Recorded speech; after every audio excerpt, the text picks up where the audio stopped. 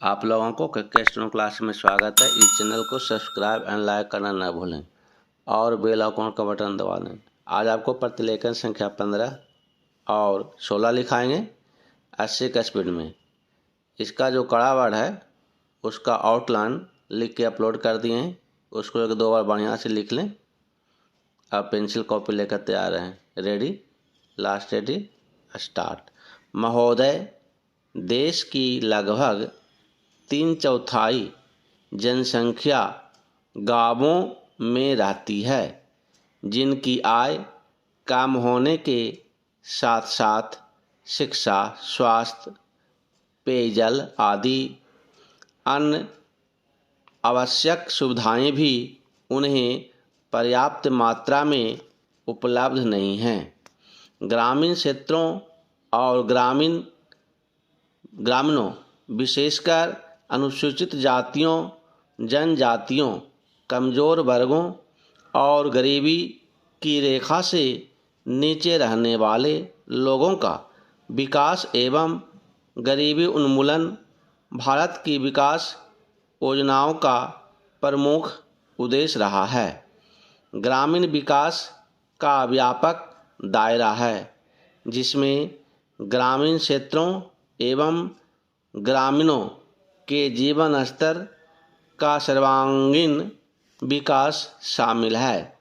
इसका अर्थ निर्धनतम लोगों की अपने स्थानीय सामाजिक एवं आर्थिक परिस्थितियों में उत्पादन क्षमता की वृद्धि है। ग्रामीण विकास की प्रक्रिया में पूंजी का निवेश एवं उसका विस्तार, उत्पादक शक्तियों का विकास तथा निर्धनता एवं बेरोजगार ग्रामीणों का अर्थव्यवस्था के उत्पादक विकासशील क्षेत्रों में सम्मिलित होना आवश्यक है। मंत्रालय की गतिविधियों का मुख्य उद्देश्य गरीबी पर सीधा प्रहार है, जिसके अंतर्गत विशेष मजदूरी, रोजगार व स्वरोजगार कार्यक्रम, भूमि सुधार, बंजर भूमि विकास एवं जल संभरण विकास कार्यक्रम हैं।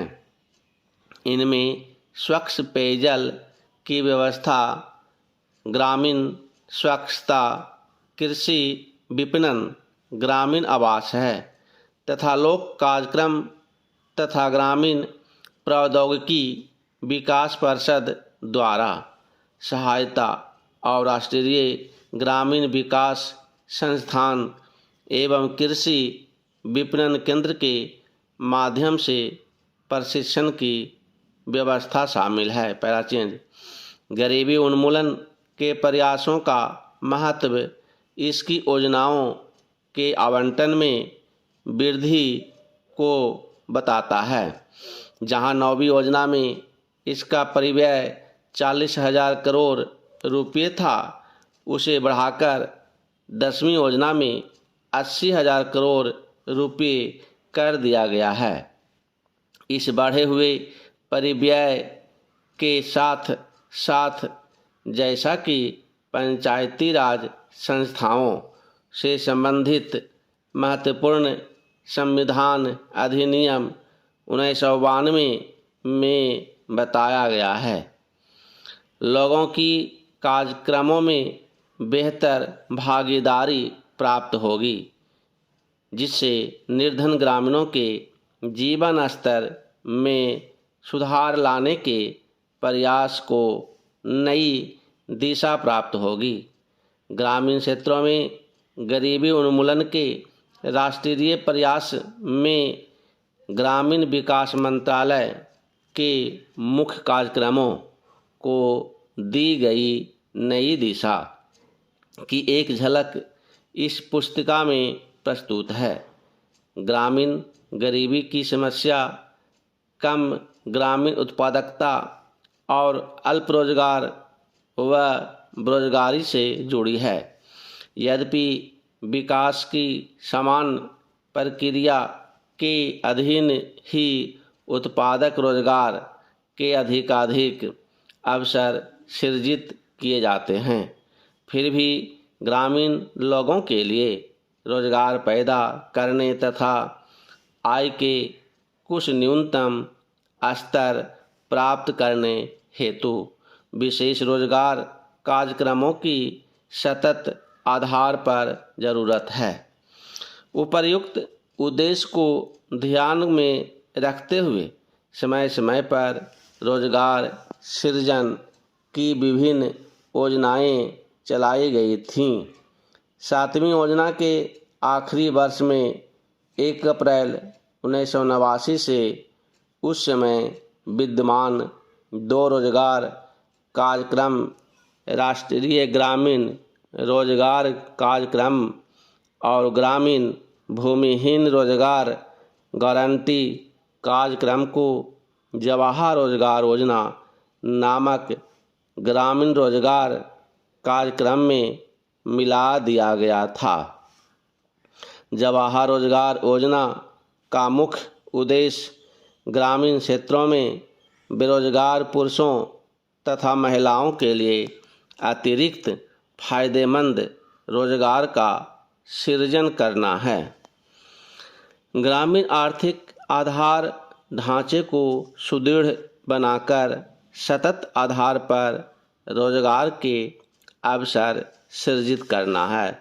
पहला चेंज महोदय, सामुदायिक और सामाजिक परिसंपत्तियां सृजित करना ग्रामीण गरीबों को प्रत्यक्ष तथा निरंतर लाभ पहुंचाने हेतु उनके लिए परिसंपत्तियों का निर्माण करना मजदूरी स्तरों पर सकारात्मक प्रभाव डालना, ग्रामीण लोगों के जीवन स्तर में समग्र रूप से सुधार लाना, गरीबी की रेखा से नीचे बसर करने वाले लोग लक्षित वर्ग हैं।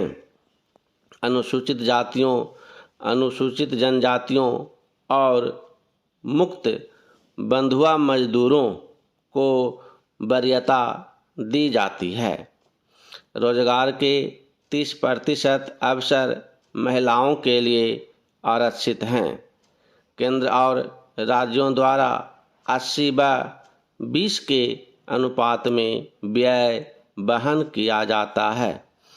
केंद्रीय आवंटन में देश के कुछ गरीबों की तुलना में राज्य संघ शासित क्षेत्र के गरीब ग्रामीण लोगों के अनुपात के आधार पर किया जाता है। वे सभी कार्य शुरू किए जा सकते हैं जिनसे टिकाऊ उत्पादक स्वरूप की सामुदायिक परिसंपत्तियों का सृजन होता है। पंचायत समिति द्वारा परियोजना का मूल्यांकन और अनुमोदन किए जाने के पश्चात उसे अनुमोदन देने हेतु ग्राम पंचायत सक्षम हैं। संसाधनों का कम से कम 60% भाग मजदूरी घटक पर खर्च करना होता है।